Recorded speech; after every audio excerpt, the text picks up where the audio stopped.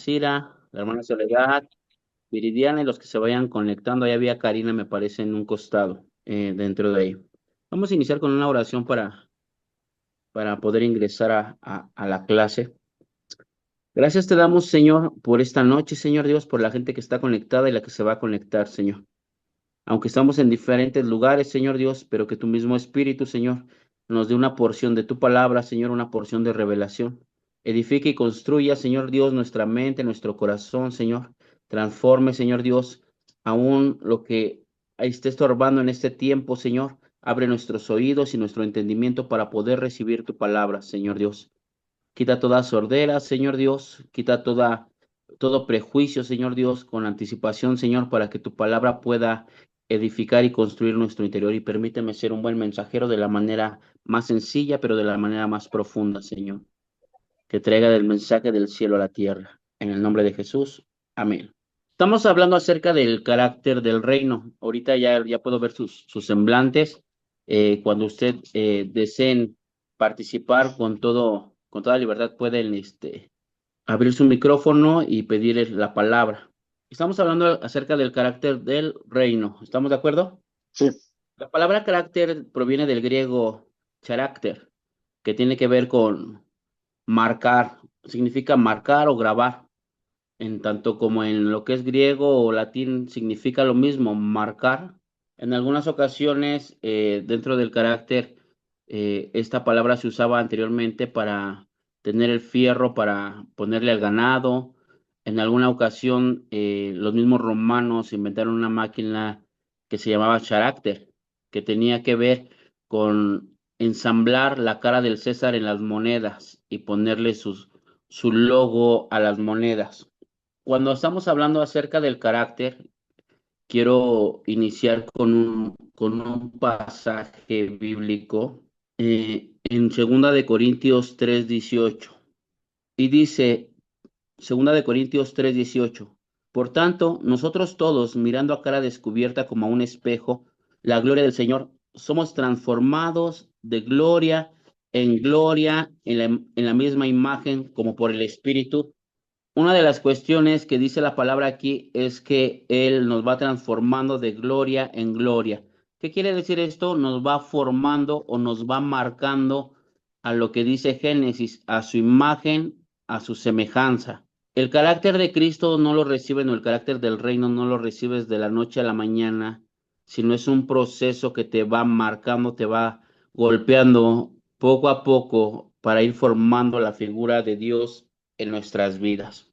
La vez pasada les di una referencia hacia lo que significa el carácter, que esa referencia yo la tengo muy propia, que es, ¿alguien recuerda eso? Significado de carácter que se lo di, que es la forma en que reaccionamos ante las circunstancias. El carácter es la forma en que reaccionamos ante las circunstancias.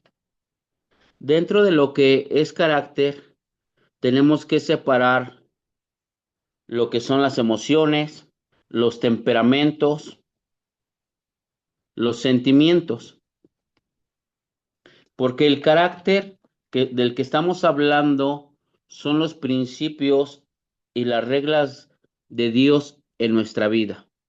El carácter es la forma en que reaccionamos ante las circunstancias. Ahí el maestro Anam nos está apoyando para que usted lo vaya viendo.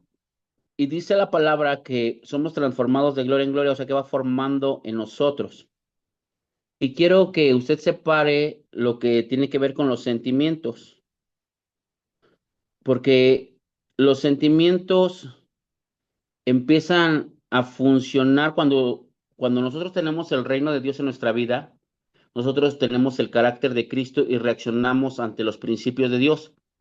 Pero la gente que aunque se congregue en la iglesia, aunque asista en una iglesia, aunque tenga un llamado, aunque tenga dones, aunque tenga conocimiento, si no está siendo formado a través de Dios, ellos reaccionan a través de los sentimientos. Y los sentimientos implican un proceso mental consciente que tiene que ver conforme a lo que usted ve. ¿Qué quiere decir? que todo lo que no es de parte de Dios, toda la gente que no se mueve conforme al carácter de Cristo, va a tener reacciones distintas de acorde a su manera de pensar y lo que ha vivido. Esto puede ocasionar que sus sentimientos le dure, un sentimiento le pueda durar un día, 2 días, 5 minutos, hasta toda la vida.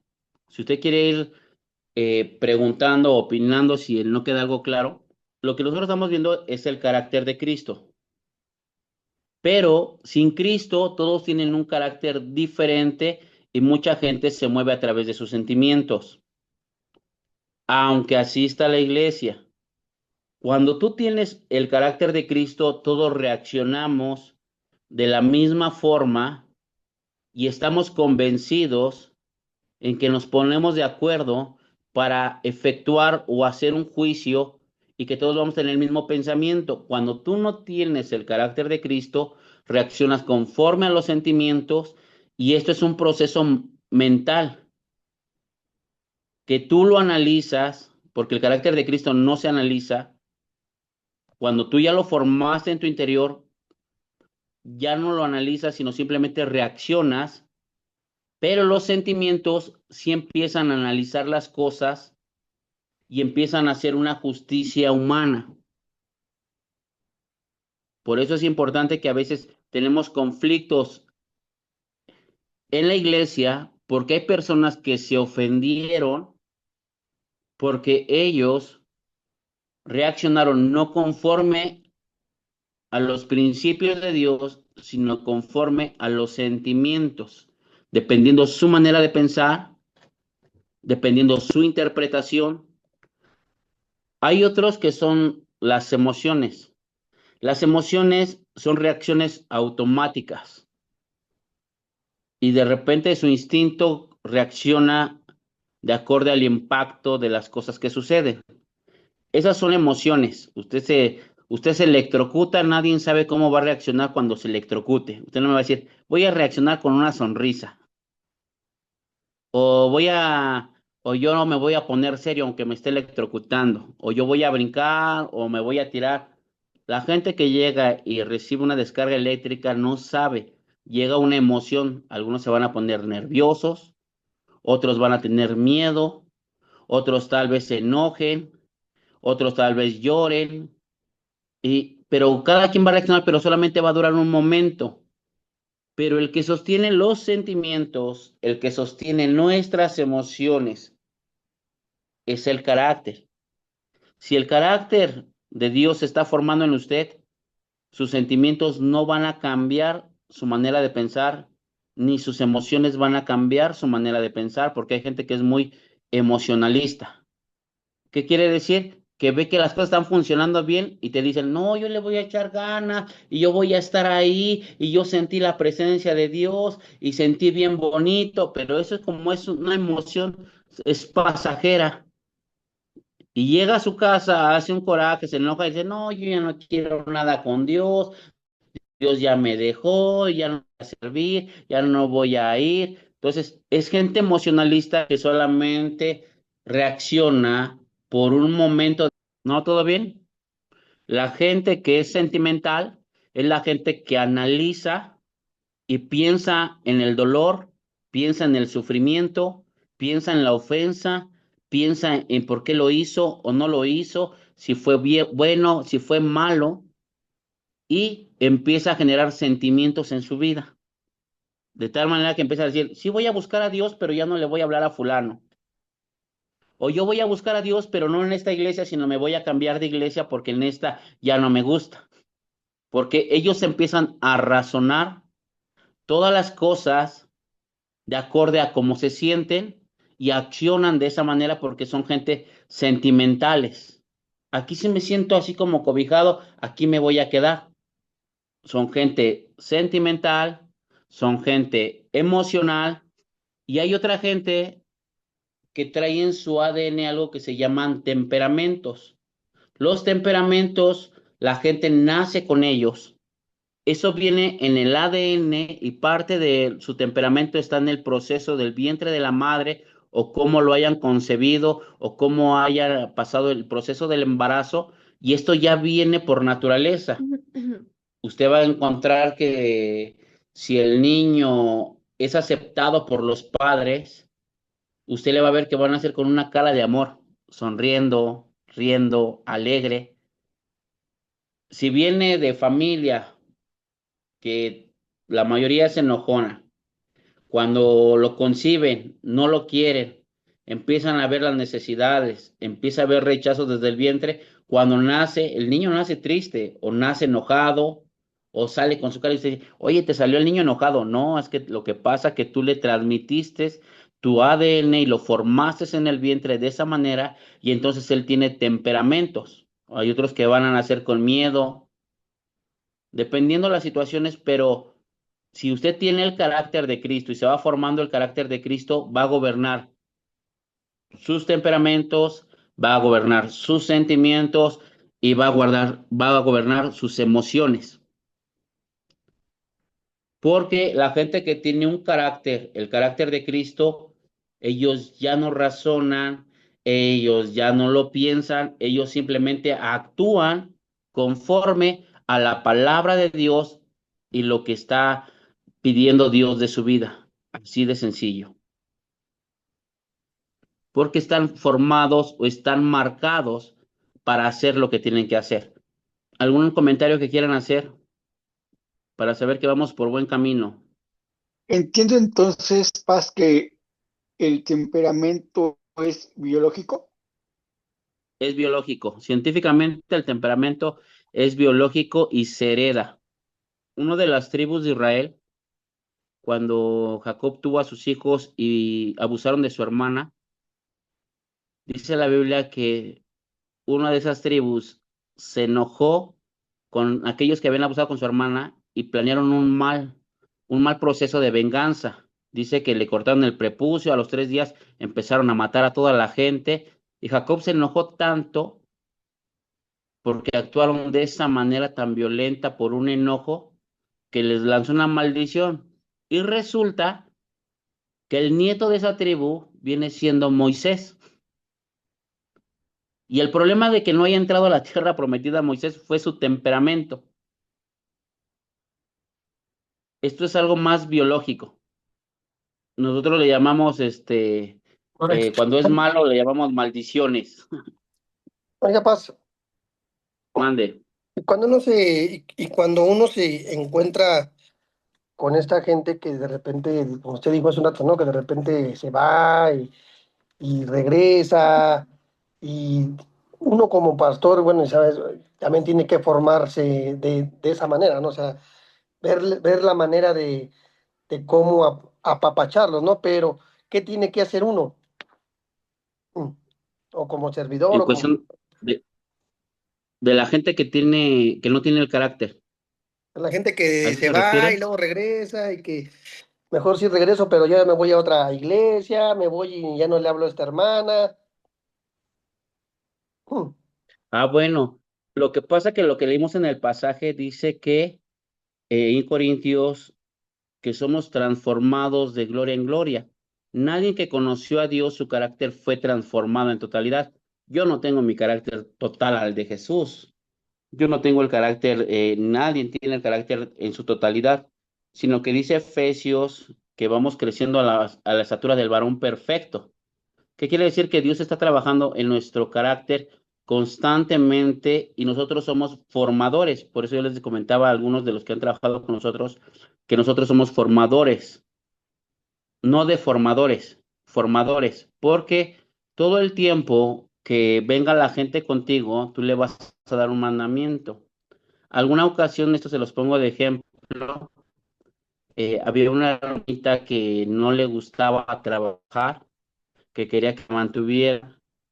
Y me hablaba por teléfono y nos iba a ver a mi esposa y nos decía, Paz, es que fíjese que tengo problemas financieros. Entonces, tenía dones, ministerio, tenía llamado, tenía frutos en el espíritu, pero le decía, tiene que trabajar para poder solventar sus gastos. Y su respuesta de ella era, yo no quiero trabajar. Entonces se iba, pasaban 3 meses o un mes y regresaba con, pastor, tengo lo de la renta, tengo esta situación, tengo esto. Y yo, la pregunta era, ¿está trabajando? No, es que no estoy trabajando porque no he conseguido. Tiene que trabajar solamente, así se va a resolver sus problemas. Se iba, y esto fue una constante, no de un año, ¿eh? Ella persistía en que nosotros le pudiéramos dar un consejo de resolver sus problemas financieros sin trabajar. Y yo le dije, no, tiene que trabajar hasta el punto que ya no nos marcó nunca, porque sabía cuál era la respuesta que iba a detener de nosotros, aunque pasara el tiempo, aunque nos lo pintara de otra manera, aunque tuviera la necesidad de la renta, de enfermedad, necesidad para comer, necesidad para esto, la respuesta era la misma porque nosotros vamos formando en la gente el carácter, los principios, los valores, y esto no es cambiante. La teología cristiana enseña la forma y los métodos de Dios no cambian aunque pase el tiempo, que los principios y los métodos de Dios siempre son iguales, porque dice la Biblia que sus propósitos son eternos, ¿no? Pero, sin embargo, la forma en que Dios se revela y actúa puede variar en cada uno de nosotros, pero siempre dirigiéndonos al mismo propósito, porque ese es el destino. Usted puede pecar, puede faltar, puede ser fiel, puede ser infiel, puede amar a Dios, no lo puede amar, pero Dios siempre dice, yo te amo. ¿Me entiende? Porque sus principios no cambian. Y esos mismos principios nosotros tenemos para la humanidad. Dios nos pone a nosotros reglas, principios que van formando nuestro carácter, pero que a veces el proceso, algunos lo alargan, otros lo acortan, dependiendo cómo se dejen moldear, porque hay algunos que no se dejan moldear, ciertamente, Pastor Francisco, y tenemos que trabajar en ellos las veces que ellos quieran. En lo que corresponde a nosotros, trabajar con ellos es una parte importante. ¿Alguien quisiera comentar algo más? Sí, bueno, yo tengo una pregunta que surgió en mi corazón ahorita y por ejemplo, ¿sí es permitido trabajar en dos iglesias? Pues dependiendo del propósito con el que tengas, porque nosotros los misioneros o la gente que estamos enviando a algún lugar, ellos siempre hacen un doble esfuerzo. Se congregan con nosotros y trabajan en el otro lado. Ese es algo que se llama sobreesfuerzo. Para poder alcanzar, necesitas sobreesfuerzo. Trabajar allá, pero sin dejar de descuidar tu casa. Siguiendo basado en lo que tiene que ver con carácter y estar marcados y formados por el Señor, quiero comentarles algo que es muy importante. Primera de Timoteo, capítulo 3, versículo 1. Primera de Timoteo 3, 1. Si alguien le puede ahí ayudarme para que se despierten del 1 al 7. Primera de Timoteo. 1, 7. Primera de Timoteo, capítulo 3, del 1 al 7. Por lo demás, hermanos, orad por nosotros para que la palabra del Señor corra y sea glorificada, así como lo Primera de fue entre Timoteo vosotros. 3, 1. ¿Cómo? ¿Uno? Primera de Timoteo 3. Sí, ya le espérame. 3:1. Palabra fiel. Si alguno alena obispado, buena obra desea, pero es necesario que el obispo sea irreprensible, marido de una sola mujer, sobrio, prudente, decoroso, hospedador, apto para enseñar, no dado al vino, no pendencioso, no codicioso de ganancias deshonestas, sino amable, apacible, no avaro. Más adelante, por favor. Que gobierne bien su casa, que tenga a sus hijos en sujeción en toda honestidad, pues el que no sabe gobernar su propia casa, ¿cómo cuidará la iglesia de Dios? No Al un 7, por favor. neófito no un neófito, no sea que envaneciéndose caiga en la condenación del diablo. También es necesario que tenga buen testimonio de los de afuera para que no caiga en descrédito y en lazo del diablo. Ok. Cuando nosotros estamos hablando acerca del carácter del reino, para ser formados como ministros, porque la intención del ministerio es capacitar y presentar ministros aptos delante de Dios, dándoles la información, la enseñanza, pero también la formación indicada a cada uno de los que están aquí. Si ustedes se dan cuenta que Pablo le dice a Timoteo que hay algunos requisitos que tiene que él tener para poner a alguien en el obispado. Y dice, bueno, si alguien desea obispado, que tiene que ver con el que guarda el orden de la casa, algunos lo toman como el pastorado, los cuidadores. Si usted se da cuenta, ahí no piden requisitos de decir, tienes que tener 9 dones del espíritu y los otros 9 dones de servicio. Usted no tiene que tener 5 ministerios. Creo que me fui. Sí, te estamos escuchando. Ah, sí estoy. Perdón, es que aquí leo que la tecnología se metió, pero.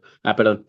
No dice que tengas que tener 5 ministerios, que tengas que tener una buena cara, que tengas buenos vestidos, sino está hablando de que tienes que tener un buen carácter, principios y reglas básicas en la vida cotidiana. El que tú tengas dones no te hace un buen ministro. El que tú tengas ministerio no te hace un buen ministro. Ni te da la capacidad para servir, ni te da la capacidad para ser un buen ministro.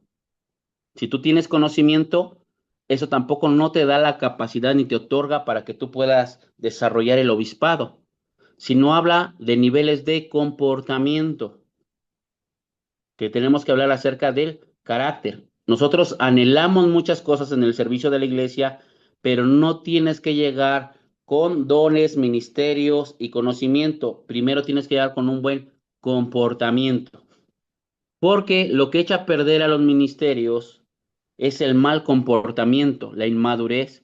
Ahí dice, en el versículo 6 dice, no un neófito, o sea, un principiante.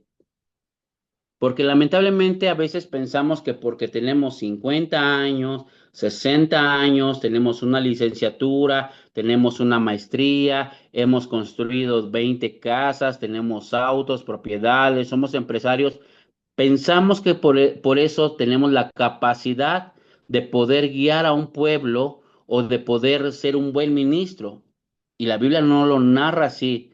Cuando tú naces en Dios, si tú naciste, te convertiste hace una semana, eres un bebé de 7 días. Aunque tengas 80 años, aunque tengas una empresa, eres un bebé en el ministerio. De ahí va a depender cuánto él quiera vivir dentro de la presencia de Dios para que pueda formarse un carácter del reino en su vida y pueda reaccionar de acorde a las circunstancias que se estén viviendo en la iglesia. Porque los que trabajan en la empresa de repente quieren que en las iglesias haya reglamentos. Ponga reglamentos, pastor, como en el trabajo. Y el servicio no se trata de poner reglamentos, porque la gente debe de servir con pasión.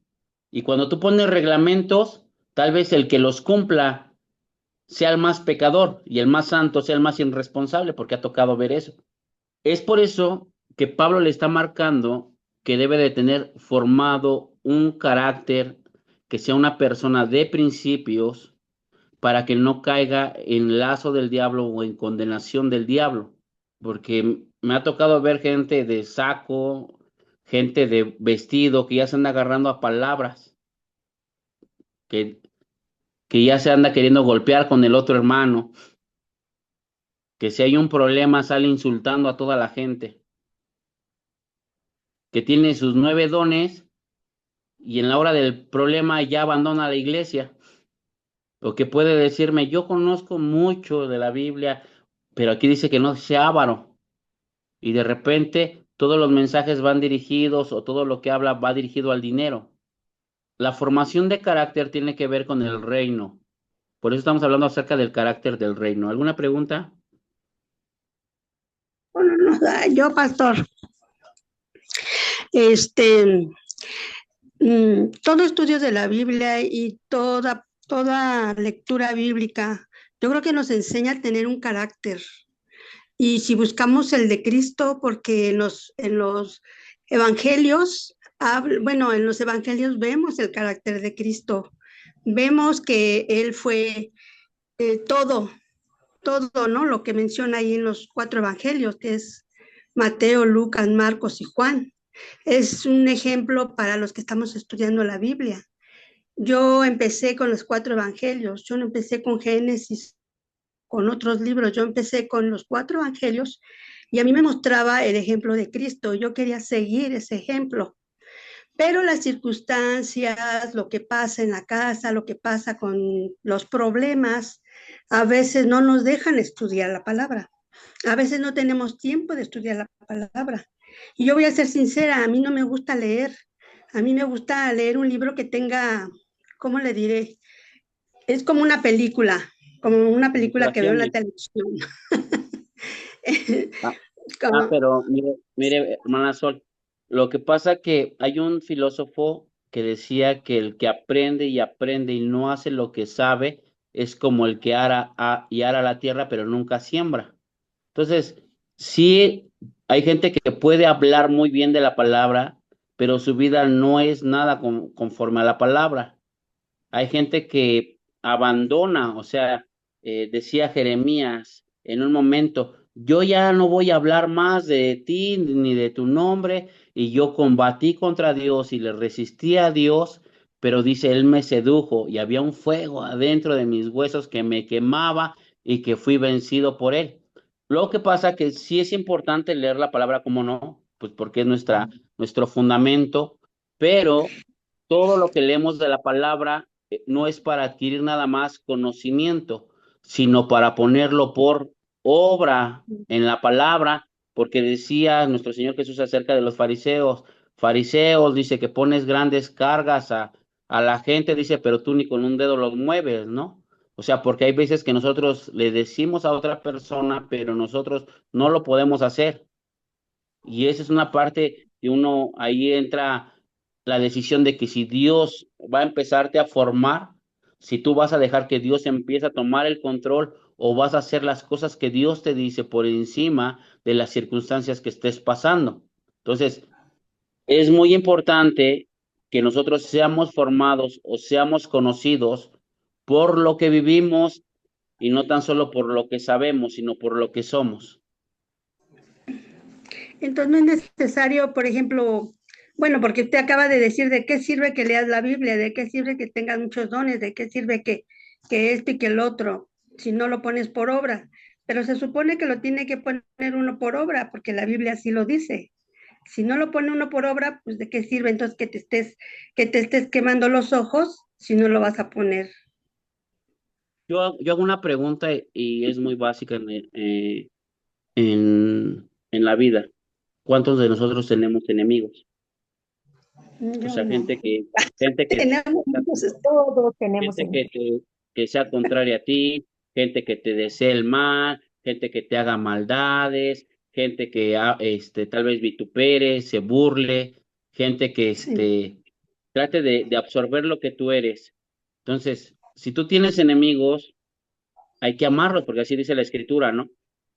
Ujú. Y ahí se va viendo la formación del carácter que tú puedes amar a tus enemigos. No Así tan es. solo los tienes, sino amarlos. Y es Sí. una parte en la cual a veces chocamos en esa área eh, o en esas circunstancias. Sí, Aquí gracias. vamos, ok, bueno, mi hermano Sol.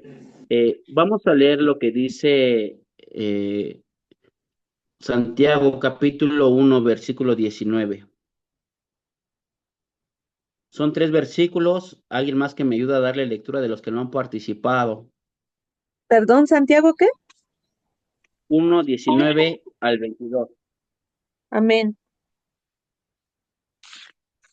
Por esto, mis amados hermanos, todo hombre sea pronto para oír, tardo para hablar, tardo para irarse, porque la ira del hombre no obra en la justicia de Dios, por lo cual desechando toda inmundicia y abundancia de malicia, recibió con mansedumbre Recibí. la palabra implantada, la cual puede salvar vuestras almas. Pero sed hacedores de la palabra y no tan solo oidores, engañados a vosotros mismos. Hasta ahí. Porque si ¿Hasta ahí? Hasta Ok. ahí. Gracias. En el versículo 20 dice, porque la ira del hombre no obra en la justicia de Dios.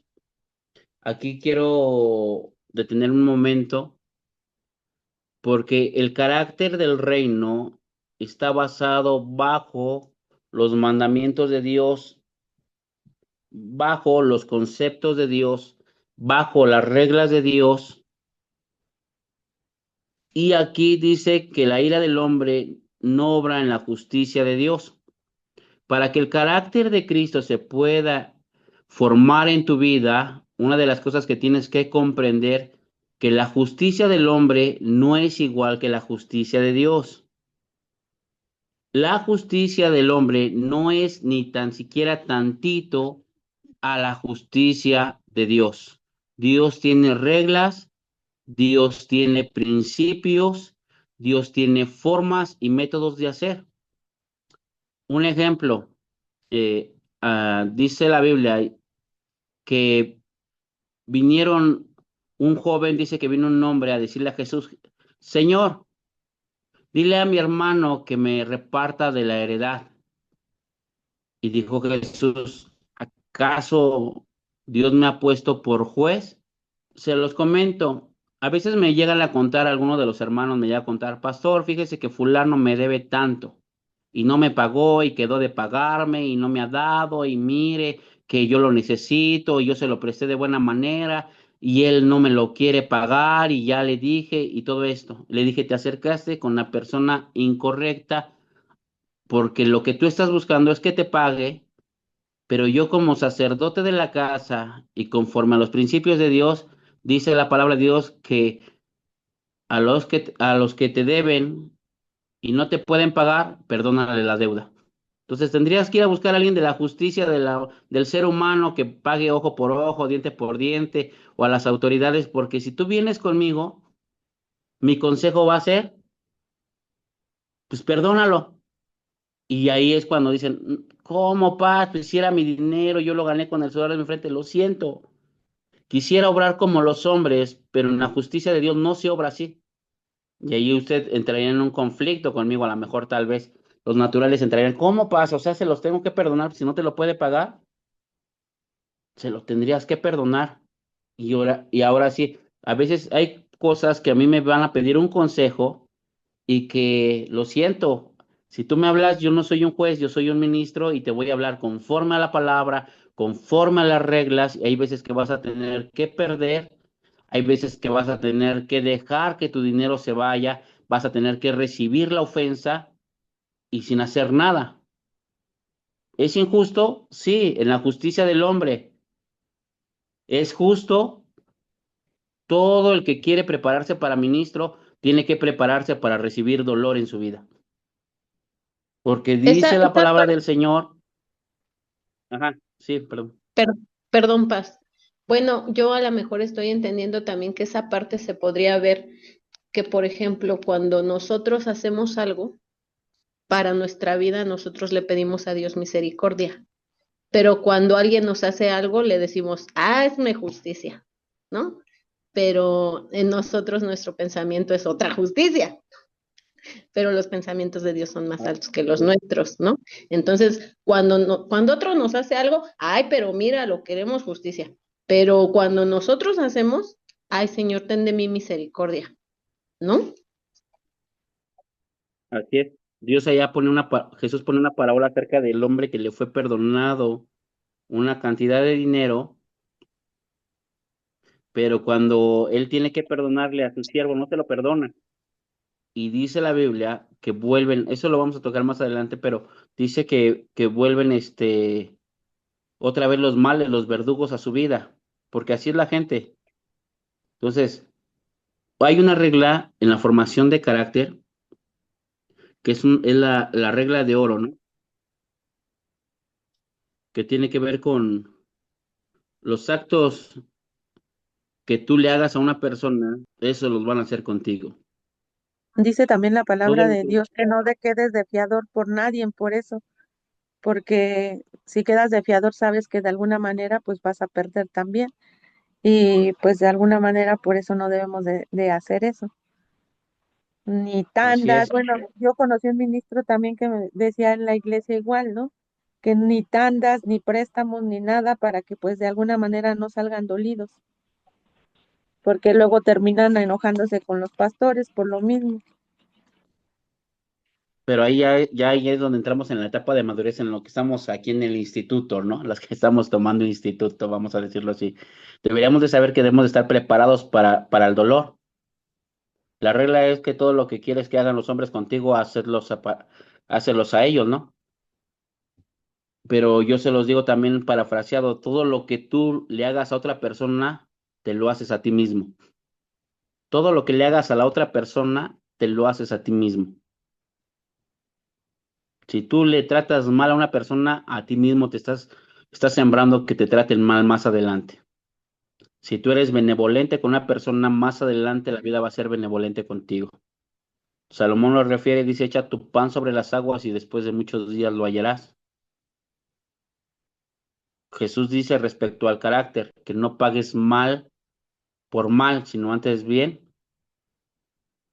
Vence con el bien el mal. Se llama carácter, formación de carácter. Algunas personas han escuchado que hay gente de códigos y esto tiene que ver con carácter. Ahí póngale ahí, por favor, códigos. Esto se lo voy a dar para que esto sí lo tiene que analizar para que sea una persona de códigos. Los códigos son una serie de lineamientos que definen lo que eres, lo que quieres y hacia dónde vas. Los códigos son aquellas líneas que tú marcas en tu vida para tener una dirección hacia dónde vas, porque deseas algo y define quién eres. Ahí humanamente, eh, alguien que me diga un código de amigas, que es algo muy común. ¿Ustedes tienen amigas? ¿O tuvieron amigas? ¿Y cuál era uno de los códigos de amigas? Que no te puede gustar el mismo chavo.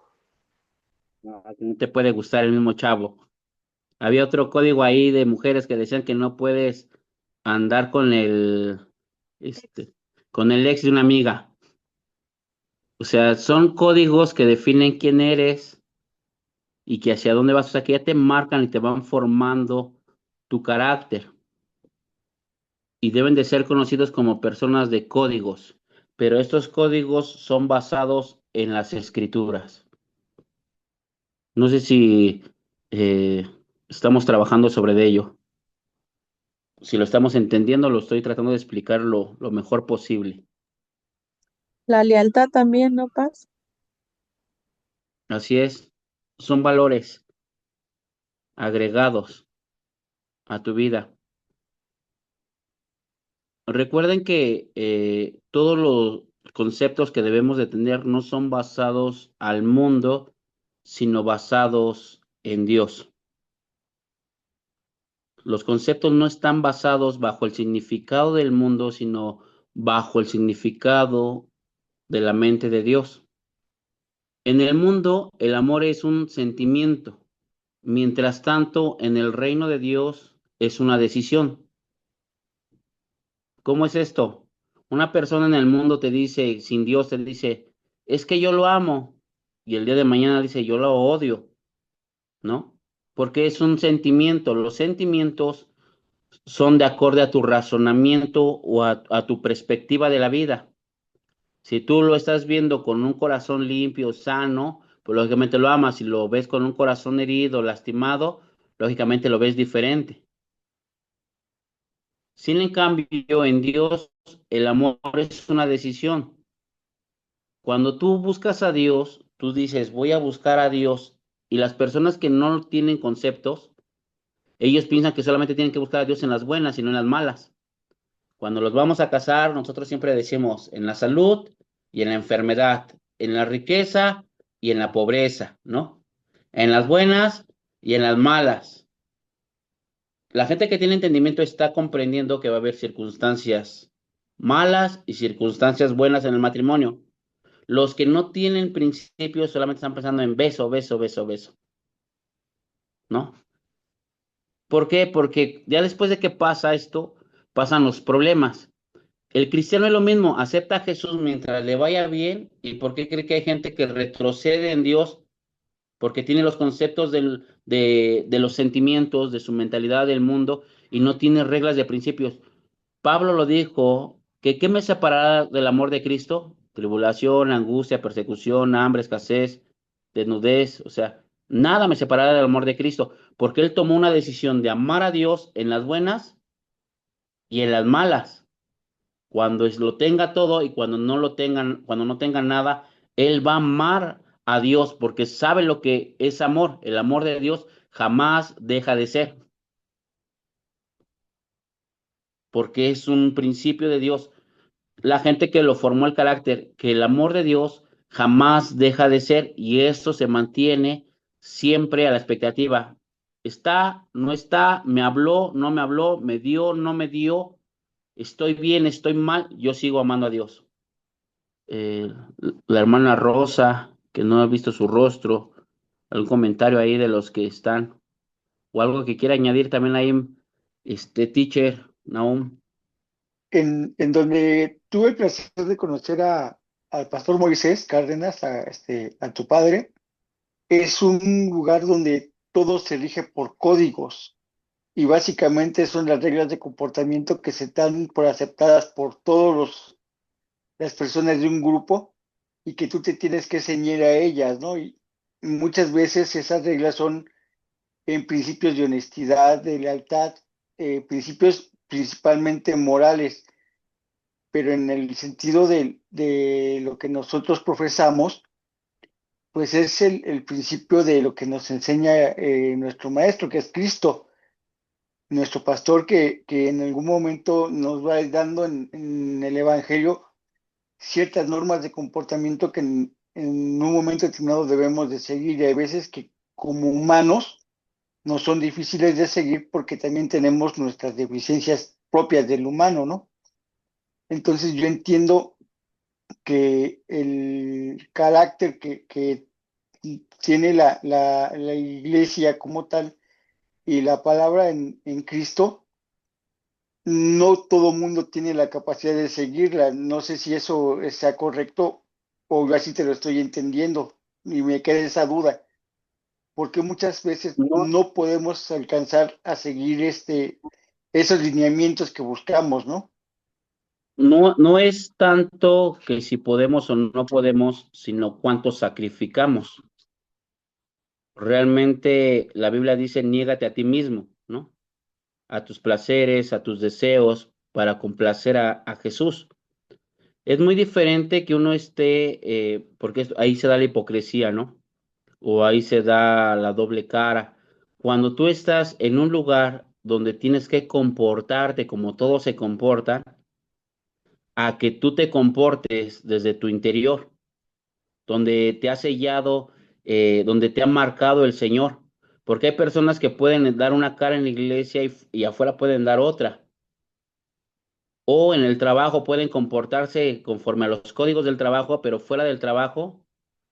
Tuve apenas una conversación con una mujer que decía que trabajaba para el gobierno en el DIF allá por una delegación. Y cuando yo hablé con ella, yo le dije, ah, mira, pero este otro grupo que va en la tarde, y me dijo, a mí no me importan los de la tarde, a mí me importan los de la mañana. Y dije, ay, caray, creo que tú no eres servidora pública, porque las servidoras públicas no ven por uno, sino ven por todos, porque para eso están, para el servicio de la comunidad. Entonces, hay personas que pueden comportarse en una casa ajena, pero saliendo de la casa no tienen códigos. Estamos hablando de la formación dentro y fuera, dice el apóstol Pablo, cuando estoy ausente en espíritu, cuando estoy ausente en persona, pero presente en espíritu, su comportamiento debe de ser igual. Esto lo hablamos constantemente, no doble cara, no hipocresías, no una doble moral, no una doble personalidad, sino siempre lo mismo. Eso es muy importante, eso estamos hablando de la gente de códigos, porque sí hay comunidades que eso se llama cultura, cuando llegas a un lugar y te tienes que formar conforme a la cultura de ellos, porque si no la respetas eres castigado, entonces ahí es donde tú nada más estás porque eres obligado, pero no porque eres transformado. Lo que estamos hablando es la formación del carácter de Cristo y la forma en que reaccionamos ante las circunstancias. Lo que te va formando también en cuestión de que te ayuda en el carácter, en la formación de carácter, se llaman los hábitos, que es parte de, no es el carácter, pero es parte de los hábitos. Y los hábitos es la conducta que realizamos de una manera constante. de una manera constante. Son las cosas que realizamos de una manera constante. Hay gente que tiene hábitos, pero no le alcanza para la formación de carácter. ¿Por qué se lo digo? En el mundo dice que todos tienen un precio y te preguntan cuál es tu precio. Los hábitos te pueden decir, no lo voy a hacer y hay un poco más de presión. Y dicen, no lo voy a hacer y hay un poco más de presión. Y en un momento te rompe. Pero cuando tú tienes la formación del carácter de Cristo, la experiencia en la palabra de Dios dice que hombres que estaban siendo apedreados, ellos veían los cielos abiertos. Y es muy importante que ustedes lo vayan entendiendo. Una de las cuestiones que yo les enseño es que ¿por qué Jesús pudo llegar a la cruz? ¿Por qué? Porque le pudieron haber desfigurado el rostro, porque lo pudieron haber maltratado, lo pudieron haber desnudado, se pudieron haber burlado, le pudieron haber traspasado el costado, pero aunque destruyeron su estado físico, jamás tocaron su corazón. Y las personas, cuando no tienen la formación del carácter de Cristo, su corazón es vulnerable a todo lo que sucede a su alrededor. Por eso la Biblia dice, sobre toda cosa guardada, guarda tu corazón porque de él emana la vida. El carácter tiene que ver con que las cosas no te dañen. Por eso decíamos que el carácter no cambia de la noche a la mañana, sino que Dios va formando el carácter golpe a golpe, paso a paso. Nosotros como iglesia, le voy a decir esto, yo tengo una perspectiva de la iglesia. Cada año aprendemos algo como iglesia. En lo personal tengo que aprender a diario, pero como iglesia tenemos que aprender a hacer algo diferente cada año, un hábito en la iglesia, porque es una formación que se va dando. En nuestra vida tiene que ser un poco más rápido, más veloz, porque es personal. Las cosas que vas cambiando o las cosas que van siendo transformadas. Una pregunta es, ¿cuál fue lo último que cambiaste de tu vida? ¿En qué cambiaste lo último en tu vida? De lo que sabías que estabas mal y ahora estás bien. Alguien ahí que nos comente qué logros ha tenido hoy en día. ¿Me escucha? Así, hermana ¿Me Rosa. escucha? Bendiciones, claro que El sí. hábito que cambié fue de tener a Dios en primer lugar en toda mi vida, en todo el área de mi vida. Y me recuerdo que yo hablé con él una vez y le dije, ayúdame a ser más responsable para poder presentarme ante ti 2 a 3 veces al día en oración. Yo recuerdo que sí, el Señor me hizo más responsable. Y le doy gracias a Él. Ese es el hábito que el Señor pudo quitarme o darme, ¿sí? Ese es mi testimonio. Muy bien, hermana Rosa, es muy importante eso, atrae muchas puertas abiertas. Le decía que la gota continua es la que puede transformar o cambiar, o la perseverancia es lo que transforma tu carácter y le gana la inteligencia. Hay gente que es muy inteligente, pero no tiene los hábitos de permanecer, entonces jamás logran algo. Pero la gente que tiene una constancia le sobrepasa la inteligencia y logra alcanzar muchas cosas. Acuérdense ahí de la liebre y la tortuga. Hasta hay una canción ahí de los niños de Doña Constancia, ¿no? Esa es una parte de la formación de carácter para poder tener alcances. Por eso les comentaba que hay personas que pueden tener dones, ministerios, ungimientos, conocimientos, pero no tienen formados el carácter, no están capacitados, no funcionan en el reino. ¿Alguien más que quiera comentar algo antes de que continuemos?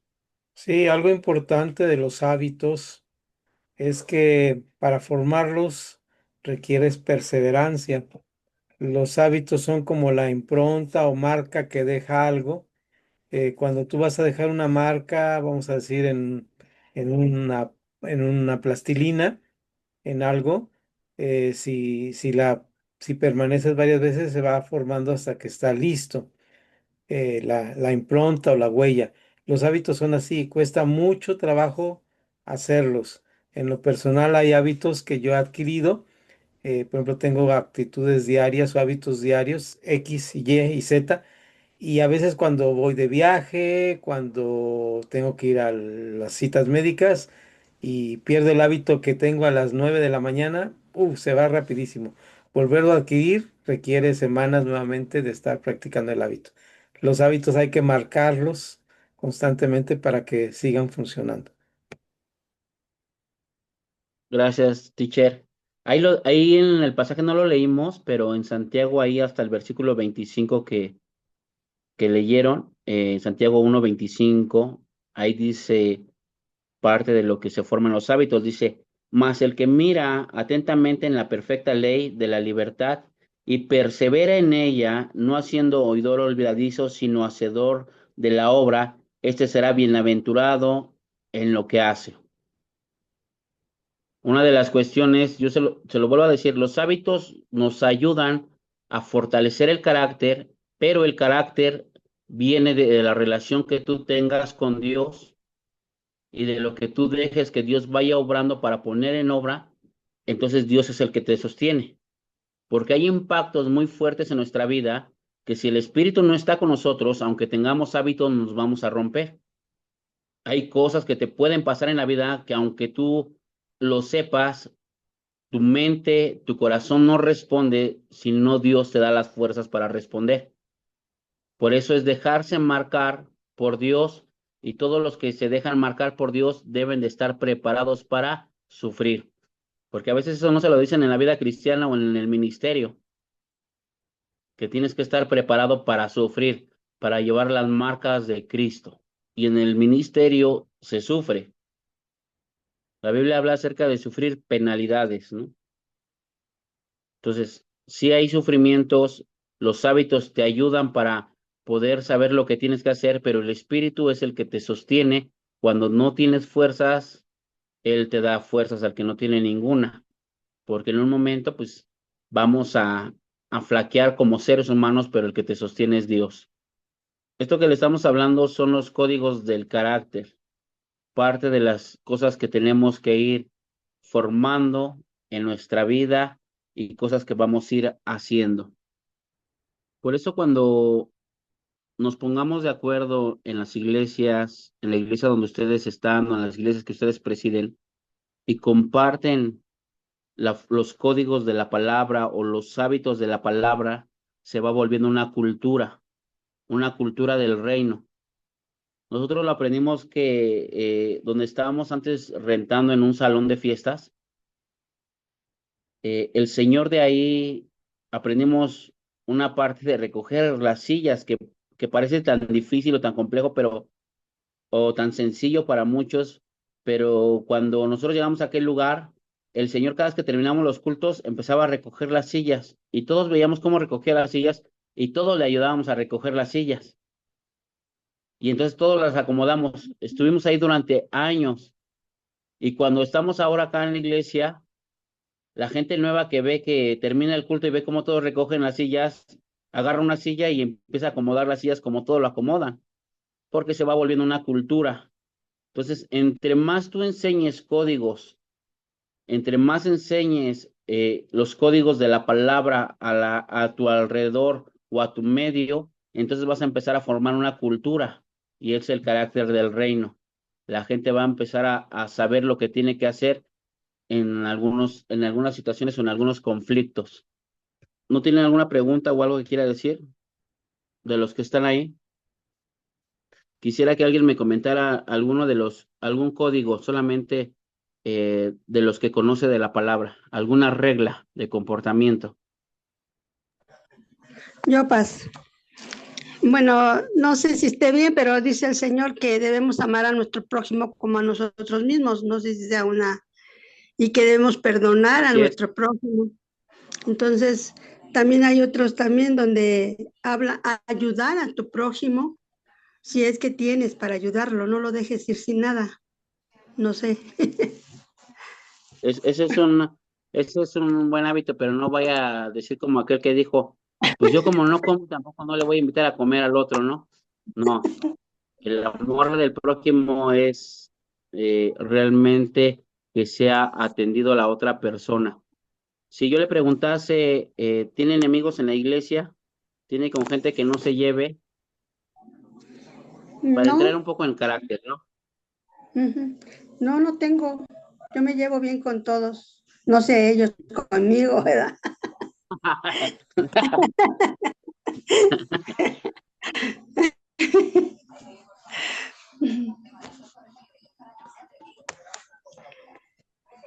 Sí, paz, eso lo sé. ¿Alguien más? Gracias, hermana Sol. ¿Alguien más que quiera comentar algún código de la formación de carácter? Primera de Corintios 11:16. Yo, pastor, Ok. 11:16, sí. Con todo eso, si alguno quiere ser contencioso, nosotros no tenemos tal costumbre, ni las iglesias de Dios. ¿Está bien? Gracias, hermana Sol. Ese es un código de comportamiento, porque a veces entramos en contienda aún con la misma palabra. Ha conocido personas que quieren contender. Cuando a alguien no le guste algo de lo que usted hace o de lo que usted realice y ve que se va a poner al tú por tú con la palabra y va a querer entrar en contienda, dice que nosotros no tenemos tal costumbre. Ese es un código de conducta, porque la palabra no se hizo para contender, sino para establecer el reino de Dios.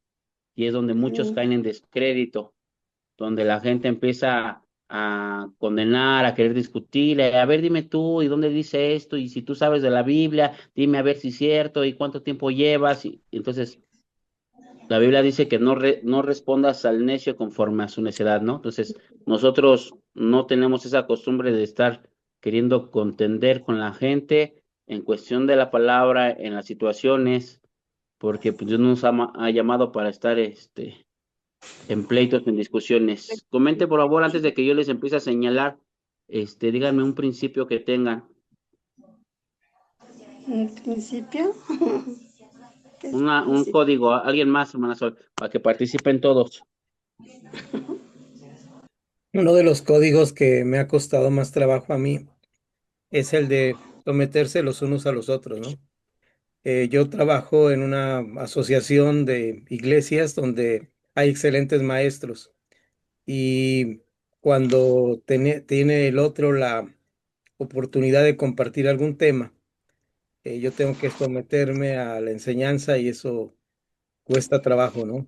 Es como cuando uno cree que es suficiente y viene el egoísmo y eh, mucha soberbia y someterse es una de las cosas, de los códigos que más trabajo me han costado a mí. Una ocasión, sí, adelante, ¿quién está hablando? Mi esposa quiere decir un código. Hola, pastor, Adelante, buenas noches, Dios lo bendiga. bendiciones, Dice la sierva. palabra que airaos, mas no, pero no pequéis, ¿no? Y creo que también es un poco difícil el molestarte, pero no pecar, ¿no? Contra esa persona o contra ese hermano, ¿no? Creo que es otra parte también de ver el carácter de Cristo, que es un poco difícil, quiero pensar, para Así algunos. es, no, para algunos no, para todos, ¿no? El enojarte y no arremeter contra la otra persona. Yo recuerdo a Jesús enojándose, 2 veces lo hizo, volteó las mesas de los cambistas y hizo un azote de cuerdas y les dio unos pequeños latigazos sin pecar, ¿eh? O sea, sin fallar, porque tenía esa autoridad. Dice, con qué autoridad lo tiene o por qué lo hizo? Porque tenía que tener una razón para hacerlo. Entonces, es importante que podemos enojarnos, pero no pecar. Muy bien, pastora. Sierva Janet, Bueno, este ya lo has mencionado, pero en Lucas 6:31, y como queréis que hagan los hombres con vosotros, así también haced vosotros con ellos. así es. Esa es una parte que yo se los he dicho, cómo los trata. Si tú das una segunda oportunidad, si tú tienes misericordia, van a tener contigo misericordia. Por eso la Biblia dice, no seas demasiado justo, no sea que tu propia justicia te destruya, ¿no? Porque a veces hay gente que es demasiado justo. No, si no es así, no puede ser. Y se basan en su justicia y de repente cuando ellos lo hacen lo malo, pues viene la condenación para sí mismo, porque con la vara que mides, serás medido, ¿no? Pues como dice la palabra de Dios en Romanos 12:2, que ser transformados en la renovación. Y yo creo que esa es la parte principal y la parte fundamental en que cuando tú ya recibes a Jesucristo, sabes que estás recibiendo ya algo en el que te tienes que formar mediante un carácter y es algo que ya tienes que ser transformado sí o sí. Es un código que ya tiene que ser sí o sí, por eso dice transformados en la renovación, porque ya es sí o sí a que Cristo tienes que tener el carácter de Cristo, como dice la Biblia, a llegar a ser el varón perfecto, ¿ah? Así es, pastor. Todos estos hábitos o todos estos códigos se le tiene que pedir ayuda al Espíritu Santo para que te ayude a hacerlo, porque no nada más es conocerlo, sino hacerlo. Una de las cuestiones donde la gente no le gusta hacer es pedir perdón. Y eso es algo que se forma y que le cuesta y que lo puedes aplicar a todo mundo, ¿eh? Pídele perdón, perdona, ve y pide perdón, pero cuando te toca, o sea, a veces somos como meseritos repartiendo a todo mundo, pero cuando te toca a ti aplicarlo, mm, he visto que hay gente que dice, primero me muero antes de pedirle perdón, o jamás le voy a pedir perdón, o yo, ¿por qué si yo no hice nada malo? O yo, ¿por qué si yo no tengo nada que hacer? O ellos son los que están enojados. ¿Ha escuchado este tipo de situaciones? ¿Le ha pasado en la familia? ¿Le ha pasado en la iglesia? ¿Le ha pasado en el trabajo? Lo que hablaba el maestro Ramón de tener a lo mejor humildad ahí en esa área para poder llegar y pedir perdón. Son preguntas que nos tenemos que hacer constantemente para saber hacia dónde vamos. ¿Cuándo fue la última vez que usted pidió perdón? No un perdón de, ay, perdóname. No, un perdón que realmente usted le haya dolido y que tenga que sacrificarse. Pero bueno, podríamos agregar aquí del pedir perdón también asumir responsabilidades, porque a Así veces es. cometemos errores o tomamos malas decisiones y no nos hacemos responsables de decir, bueno, sí, yo tomé esta decisión, no fue la adecuada, pero la voy a corregir. Regularmente pasa de que no, yo no fui, yo no lo hice, o fingimos que no sabemos nada, cuando en realidad sabemos que nosotros fuimos los responsables de esa situación.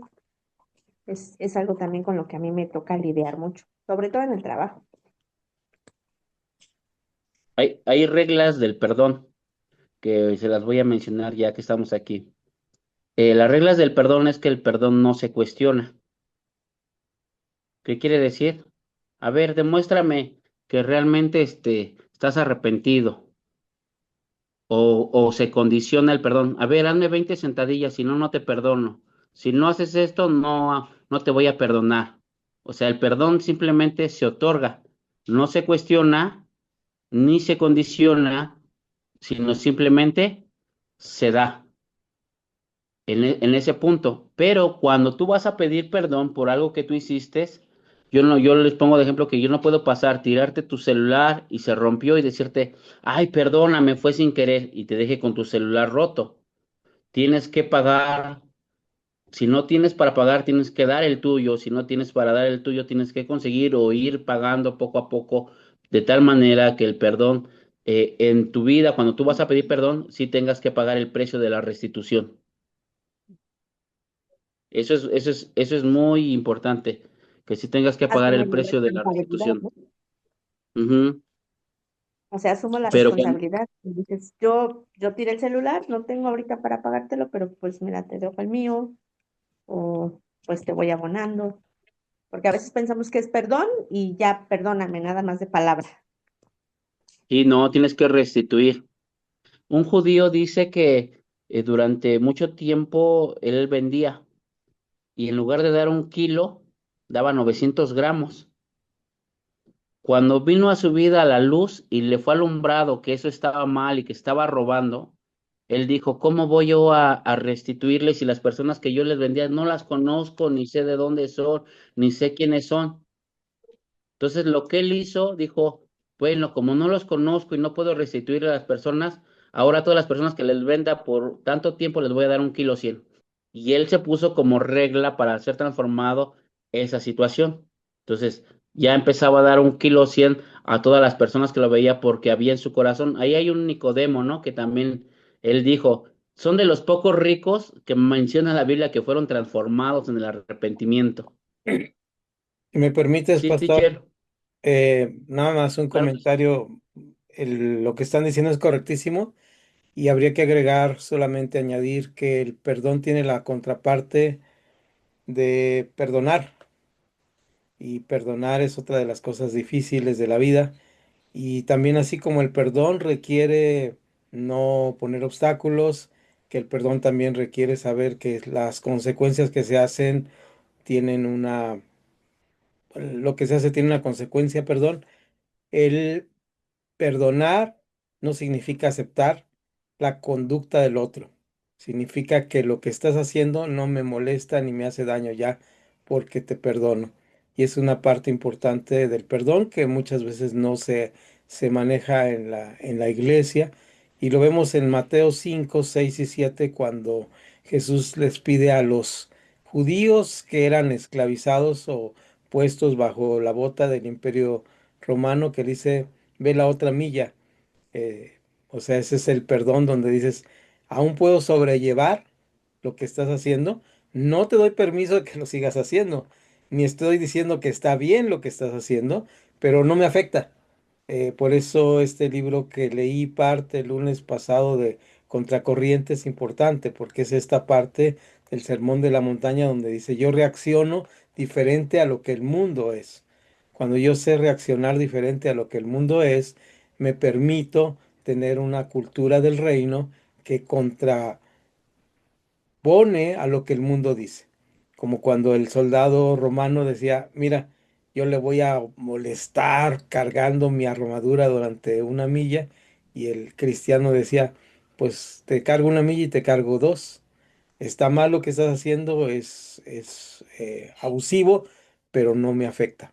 Entonces, el perdonar es una de las cosas que más nos liberan en el aspecto espiritual en la vida cristiana. Y naturalmente, el pedir perdón es una de las cosas que debemos hacer constantemente, pero un perdón de arrepentimiento.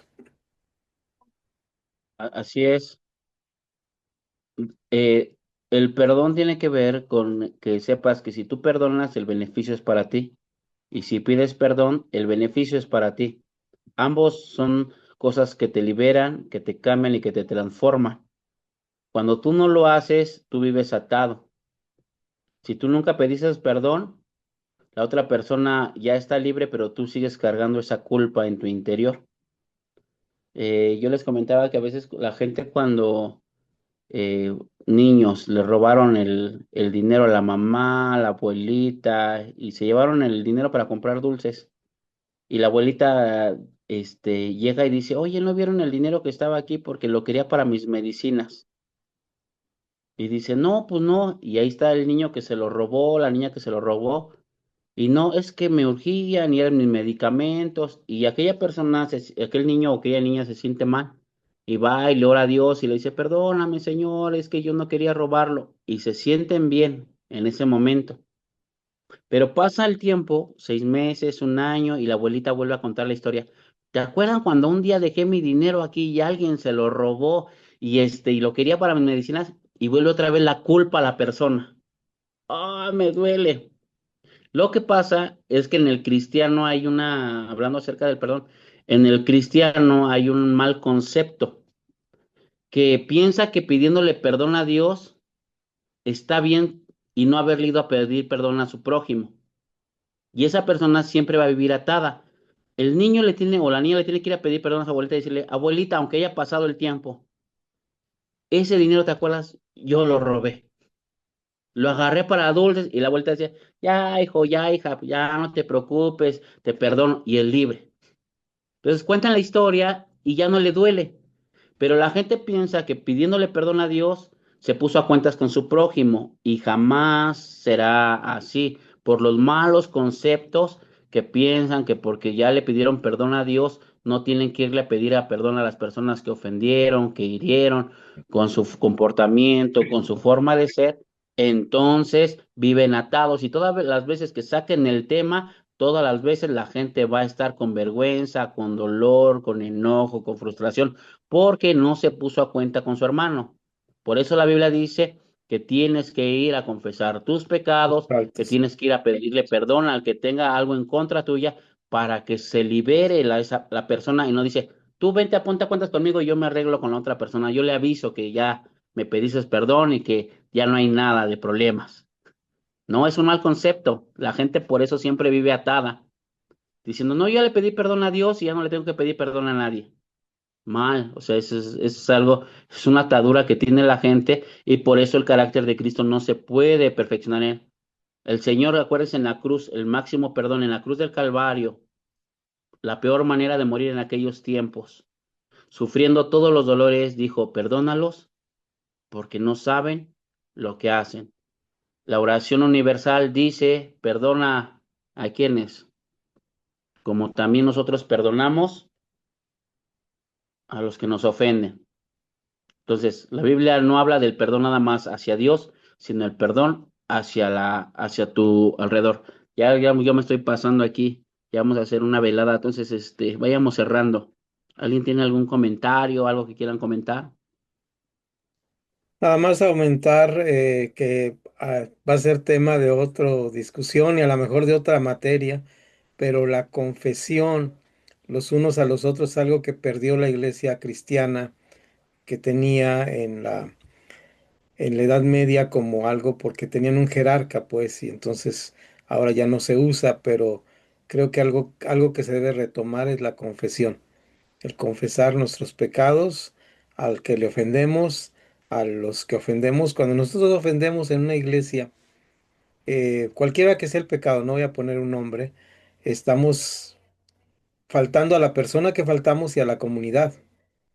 Entonces, por eso dice que llames a la comunidad y delante de él le exijas y delante de él pidas perdón. Es algo que no hacemos, algo que no practicamos por esa parte que decías, con que le pida perdón a Dios.